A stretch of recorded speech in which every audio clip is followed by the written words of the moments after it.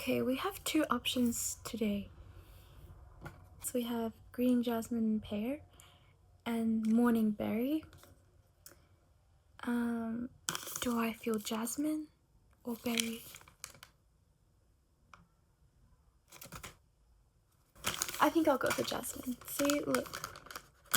When you really work on yourself and try to understand your internal environment, you'll be able to know what type of tea that you're craving every day.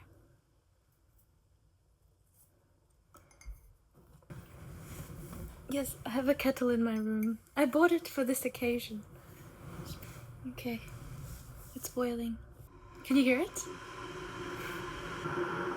While we have some white noise from the kettle, we can kind of talk about what this video is going to be about. Basically, I wanted to make a video about my thoughts on living for yourself.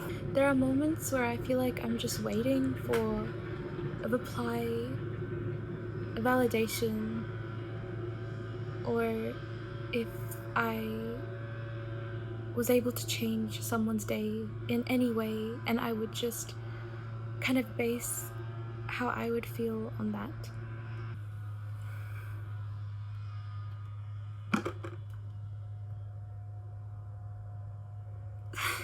Let's get this party started. Oh wait, you shouldn't pour it with the lid open. What's wrong with me? Oh my goodness. I was gonna give myself a 3rd-degree burn there.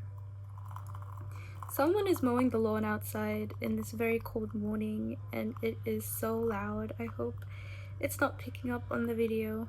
When we say we should live for ourselves, to find the balance between living for yourself to a point that it becomes arrogance and self-centeredness versus not living for yourself where it becomes a constant state of sacrifice, behaving a certain way that will make others feel like you're more tolerable. Like, for some reason, if I am not spending the day with anyone, like if I'm just spending the day at home by myself, I don't do all the exciting stuff that I would do if I was spending that day with someone else. I would just kind of use up my time doing things that I'm not really enjoying, just doom scrolling, or just not being very present with myself and not taking myself on like walks or doing something exciting for myself. Whereas if I was to go out with someone, one of my friends, I would plan the most extravagant plans, the extravagant surprises, and we'd go to the park, we'd eat nice food, and I'd dress up pretty for them. Like, comparing those 2 days, if I put so much effort and excitement into someone else's day, and if I'm just passing the days that I have just by myself, then am I really living for myself? That's where I questioned. Maybe it's because we're human, and at the end of the day we're social animals, and maybe we're genetically designed to be people pleasers and to gain favor from our environment to survive. Oh my god, it's actually so hot. I cannot drink this. If you love others and you treat them so amazingly, you feel good doing that. Imagine how good it would feel if you treat yourself with the same love and excitement that you treat others. Imagine how good it'll feel for yourself. It feels weird. I'm like questioning, am I really worth spending all this time and effort and money and investment on? You're born with yourself and you die with yourself, so you stick around with yourself more than anyone else in this world will, so you should live for yourself as well. Maybe learning to live for yourself even in solitude, you might feel refreshed.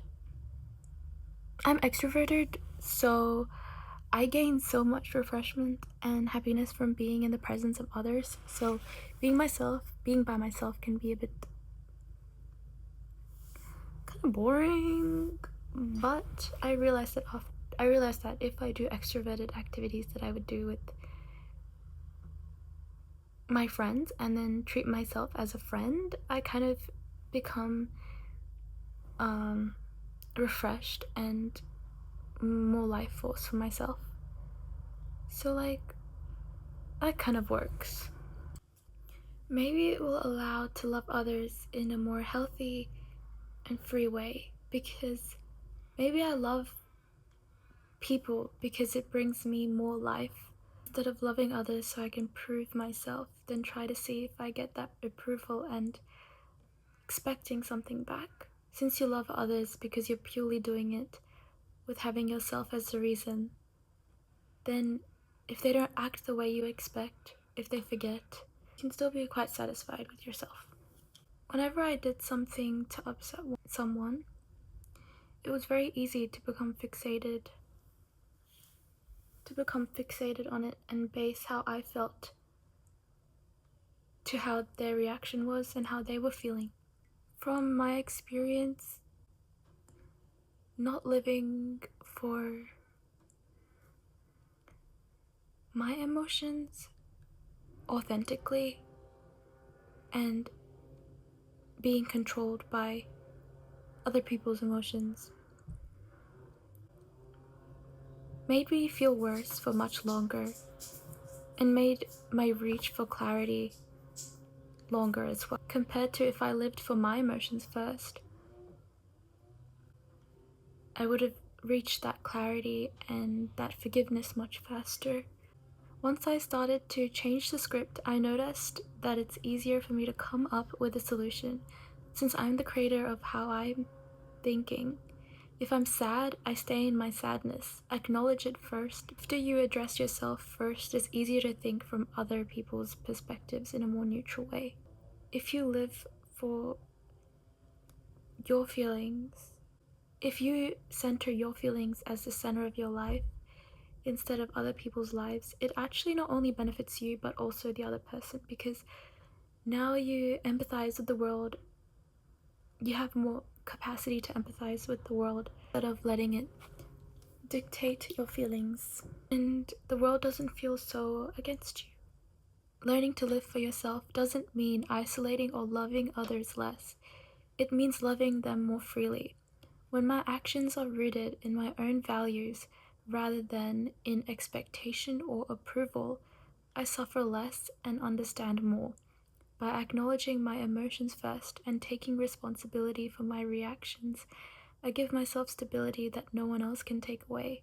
This way of living feels unfamiliar and sometimes difficult, but it offers something important, a sense of peace that comes from knowing I will still be okay even if everything else changes.